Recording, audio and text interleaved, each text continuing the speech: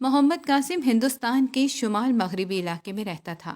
ایک دن کام سے تھک ہار کر گھر آئے تو بیوی نے انہیں گلاس پانی تھماتے ہوئے کہا کہ جی میں کہتی ہوں اب بچی کے بیاہ کے بارے میں بھی سوچنا شروع کریں۔ بچی باورچی خانے میں بیٹھی دال دھو رہی تھی۔ یہ سننا تھا کہ محمد قاسم جھٹ سے اٹھ کھڑا ہوا، جوتے پیروں میں اڑسائے اور گھر سے نکل گیا۔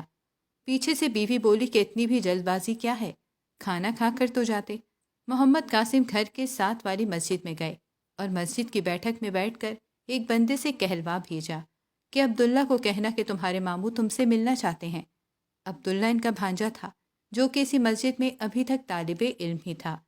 عبداللہ کا والد ملازمت کے لیے دوسرے شہر میں تھا۔ عبداللہ نے ماموں کی آمد کی خبر سنی تو معذب انداز میں بیٹھک میں آیا اور پھر ماموں کو سلام کرتے ان کے برابر بھی بیٹھ گیا۔ محمد قاسم نے عبداللہ سے پوچھا کہ بیٹا میں اپنی بیٹی کی شادی تم سے کروانا چاہتا ہوں، کیا کہتے ہو اس بارے میں؟ اور تمہارے والد کی خواہش بھی یہی تھی۔ یہ سن کر عبداللہ حیران ہوا اور پھر ماموں سے بولا کہ ماموں جان میں کیا کہہ سکتا ہوں، جو آپ کو اور ابا کو ٹھیک لگے میں اسی میں ہی راضی ہوں۔ محمد قاسم بولا نہیں بیٹا، تمہاری رضامندی بھی شامل ہونا ضروری ہے۔ اگر تمہیں اس شادی سے کسی قسم کا بھی کوئی اعتراض ہے تو مجھے بتا دو۔ عبداللہ بولا نہیں ماموں، کسی قسم کا کوئی اعتراض نہیں ہے۔ اگر آپ کو اور ابا کو میری کزن میرے لیے بہترین انتخاب لگتی ہے تو میں اسی میں راضی ہوں۔ محمد قاسم بھانجے کا کندھا تھپتھپا کر سیدھا اپنے گھر آئے۔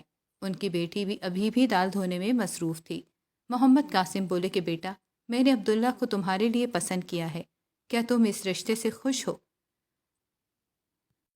یہ سن کر بیٹی کا سر شرم سے جھک گیا، جبکہ محمد قاسم کی بیوی بولی جوان بیٹی سے کیسی باتیں کرتے ہیں؟ محمد قاسم بولا کہ شادی بیٹی کی ہوگی، زندگی اس نے گزارنی ہے۔ جس طرح میں نے عبداللہ کا فیصلہ جانا اسی طرح اس کی رضامندی جاننا بھی ضروری ہے، اور پھر تو شریعت میں بھی ہے کہ رشتہ کرنے سے پہلے لڑکا اور لڑکی کی رضامندی جان لی جائے، تو بس میں شریعت ہی پوری کر رہا ہوں۔ بیوی بولی کہ ایسے معاملات میں اولاد کی خاموشی ہی اس کی رضامندی سمجھی جاتی ہے۔ یہ سن کر محمد قاسم واپس نیچے مدرسے کے بیٹھک میں گئے اور عبداللہ سے اپنی بیٹی کا نکاح پڑھوا لیا۔ پھر عبداللہ کو بولے جاؤ قریب سے ڈولی لے آؤ اور اپنی بیوی کو لے جاؤ۔ اوپر آئے تو بیٹی سے کہا تیار ہو جاؤ، تمہارا شوہر تمہیں لینے آ رہا ہے۔ یہ سننا تھا کہ بیوی بولی کہ اتنی بھی جلد بازی کی کیا بات ہے، مجھے ذرا تیاری تو کرنے دیتے، کیا انہی کپڑوں میں رخصت ہوگی؟ محمد قاسم بولے کہ کیوں، ان کپڑوں میں کیا خرابی ہے، کیا ان میں نماز نہیں پڑھ سکتی؟